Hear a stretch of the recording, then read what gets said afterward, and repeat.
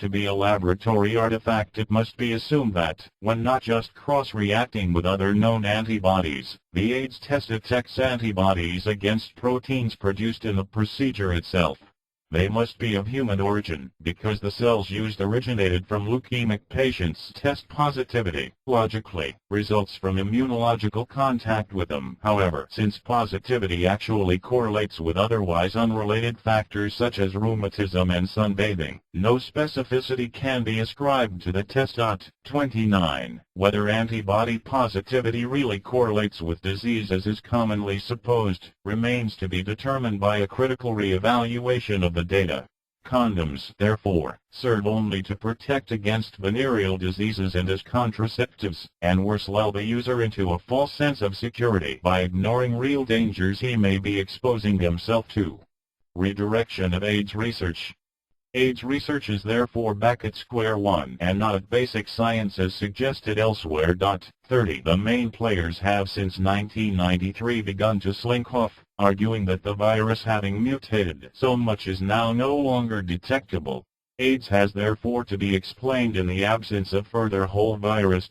31. Apart from the shortcomings of the antibody test, other misconceptions such as T-cell counting exist, which mean that the whole concept of AIDS needs to be completely revised. 32. It must be shown that there is any point in renaming a collection of known diseases as AIDS, just because someone is positive in the antibody or genetic PCR tests. Leaving HIV out of the picture explains why the epidemiological projections, which years ago had forecast a worldwide epidemic, have been a complete failure. Africa in 1986 was held up as a dire warning of what would befall the Western world. There, AIDS was diagnosed by a combination of clinical conditions, 33, such as chronic fevers, diarrheas, coughs and weight loss, all symptoms of the diseases of poverty, without testing for HIV antibodies. 34. It should hardly come as a surprise that an entirely different definition produced a different outcome. Finally, the effect of a positive test result on mental and physical health needs to be considered and investigated. 35. Antivirals. Whatever happens, the use of AZD and other antivirals which are supposed to target HIV replication, but actually kill cells indiscriminately, and ultimately the whole body, must be stopped immediately. It is especially distressing to note that AZD and its analogues preferentially attack those cells which divide most rapidly, namely, cells in the intestines causing diarrhea and malabsorption of food, and in bone marrow, ironically, the primary production site for cells of the immune system. 36. The people who need enlightenment. The most important and delicate task is to convince HIV positives that their test result is not a death sentence, to be generally supportive of them, to assuage their anxiety and to help them understand that with appropriate treatment of any specific disease, they have a good chance to retain or regain their health. The large number of long-term positives, whose condition cannot be explained by conventional AIDS theory, as well as the phenomenon of seroreversion, return to negative test status, provide eloquent testimony to this. HIV/AIDS researchers and health officials are herewith called upon to debate the whole subject of HIV/AIDS openly and humanely, and to recognize the mistake that immune deficiency was acquired by an infectious agent. The future, to be able to live a fuller life, we have first to regain and then retain autonomy over our bodies and health from self-appointed experts, who have dispossessed us of it. 37. If we refuse to learn from what has happened in AIDS research and related medical policies, then worse is on the way. Some of it is, indeed, here already. 38. The genetics agenda begun in the 1860s. 39. And a primitive genetic determinism have become established through the availability of genetic sequences, and the ability to manipulate them easily, which are, in fact, pure fantasy. 40. Furthermore, all models of genetics and associated technologies, e.g. genome therapy, are based on a one-dimensional static model of genetics which is a crass oversimplification, not defensible even when Mendel first proposed it. 41.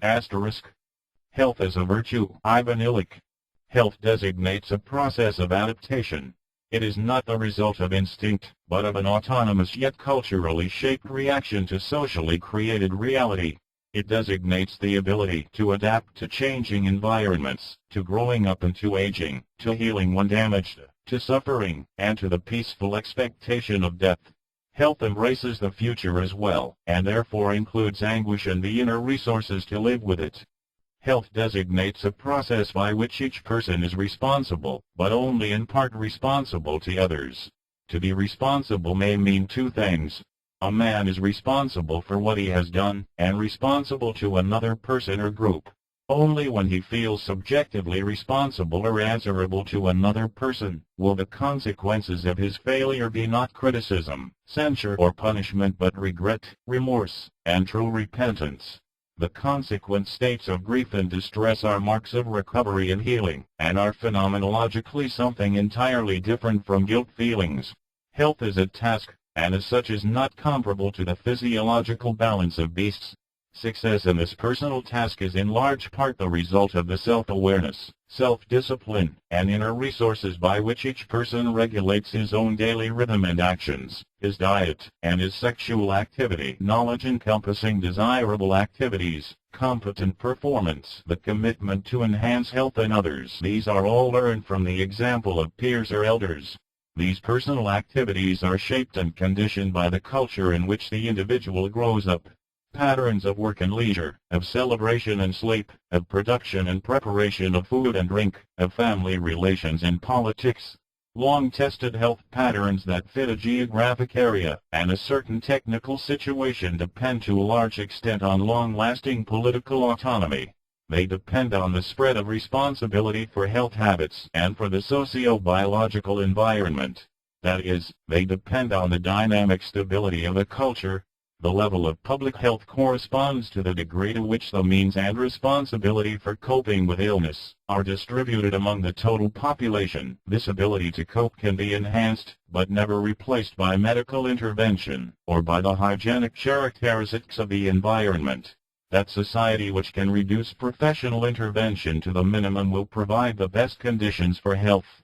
The greater the potential for autonomous adaptation to self, to others, and to the environment, the less management of adaptation will be needed or tolerated. The world of optimal and widespread health is obviously a world of minimal and only occasional medical intervention. Healthy people are those who live in healthy homes on a healthy diet in an environment equally fit for birth, growth, work, healing, and dying. They are sustained by a culture that enhances the conscious acceptance of limits to population, of aging, of incomplete recovery and ever-imminent death. Healthy people need minimal bureaucratic interference to mate, give birth, share the human condition, and die. Man's consciously lived fragility, individuality, and relatedness make the experience of pain, of sickness, and of death an integral part of his life. The ability to cope with this trio autonomously is fundamental to his health. As he becomes dependent on the management of his intimacy, he renounces his autonomy and his health must decline. The true miracle of modern medicine is diabolical. It consists in making not only individuals, but whole populations survive on inhumanly low levels of personal health. Medical nemesis is the negative feedback of a social organization that set out to improve and equalize the opportunity for each man to cope in autonomy and ended by destroying it.